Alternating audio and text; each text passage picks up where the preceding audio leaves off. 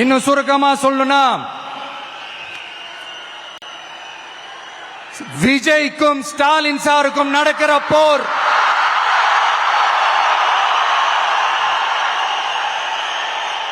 இதுக்கு நடுவுல இந்த என்டிஏ டெல்லி இதெல்லாம் என்ன லாஜிக்னே புரிய மாட்டேங்குது சார். தமிழ்நாடு தான் விஜய், இந்த விஜய் தான் தமிழ்நாடு. தூய சக்தி டிவிகேவுக்கும் தீய சக்தி டிஎம்கேவுக்கும் தான் இந்த போர். இப்படி உக்கிரமா இருக்கிற இந்த போர்ல மறுபடியும் ஒன்னுத்துக்கும் உதவாத இந்த பால் டப்பாவை உருட்டிக்கிட்டு இன்னொரு காமெடி வேற. அது என்னடானா, அவரோட ஆட்சியில தான் தமிழ்நாடு சூப்பர் ஸ்டார் மாநிலமா இருக்குதான். கரெக்ட், தமிழ்நாடு சூப்பர் ஸ்டார் மாநிலம் தான். காமராஜர் அவர்கள் டைம்ல, அண்ணா அவர்கள் டைம்ல, எம்ஜிஆர் அவர்களோட ஆட்சியில. இன்னைக்கு ஒன்னுத்துக்கும் உதவாத இந்த உல்டா மாடல் ஆட்சியில தமிழ்நாடு சூப்பர் ஸ்டார் மாநிலமாலாம் ஒண்ணு இல்ல, சூப்பர் ஸ்டாண்ட் அப் காமெடிக்காரர் நடத்துற மாநிலமா மாறிடுச்சு.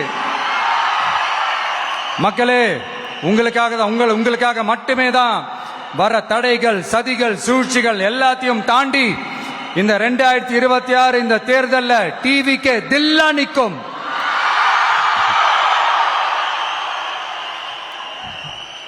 இதுவரைக்கும் நடந்த எலெக்ஷன் வேற, இப்ப நடக்க போற எலெக்ஷன் வேற. ஒவ்வொரு 5 இயர்ஸுக்கும் நடக்கிற எலெக்ஷன் மாதிரி இதை நினைச்சிடாதீங்க.